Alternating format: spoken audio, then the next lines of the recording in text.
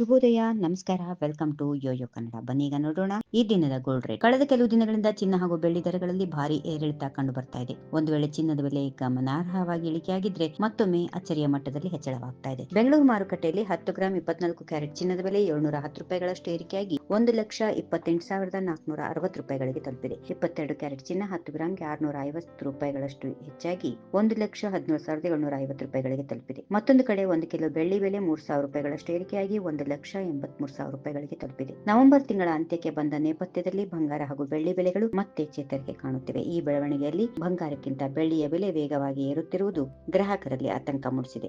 ಚಿನ್ನಕ್ಕಿಂತಲೂ ಬೆಳ್ಳಿ ಬೆಲೆಯಲ್ಲಿ ದಿಢೀರ್ ಹಾಗೂ ಭರ್ಜರಿ ಏರಿಕೆಯಾಗಿರುವುದು ಖರೀದಿದಾರರಿಗೆ ಆತಂಕ ಮೂಡಿಸಿದೆ. ಕೈಗಾರಿಕಾ ಬೇಡಿಕೆ, ಜಾಗತಿಕ ಮಾರುಕಟ್ಟೆ ಟ್ರೆಂಡ್ಗಳು ಹಾಗೂ ಹೂಡಿಕೆಯ ಒತ್ತಡದಿಂದಾಗಿ ಬೆಳ್ಳಿ ದರ ವೇಗವಾಗಿ ಮೇಲಕ್ಕೆ ಚಲಿಸುತ್ತಿದೆ. ಈ ನಡುವೆ ಕೆಲವು ತಜ್ಞರು ಮುಂದಿನ ವರ್ಷ ಬೆಳ್ಳಿ 1 ಕೆಜಿಗೆ ಸುಮಾರು 6 ಲಕ್ಷದವರೆಗೆ ತಲುಪುವ ಸಾಧ್ಯತೆಗಳಿವೆ ಎನ್ನುವ ಹೇಳಿಕೆಯನ್ನ ನೀಡಿ ಬೆಳ್ಳಿ ಮಾರುಕಟ್ಟೆಗೆ ಮತ್ತಷ್ಟು ಏರಿಕೆಯನ್ನ ಸೂಚಿಸಿದ್ದಾರೆ.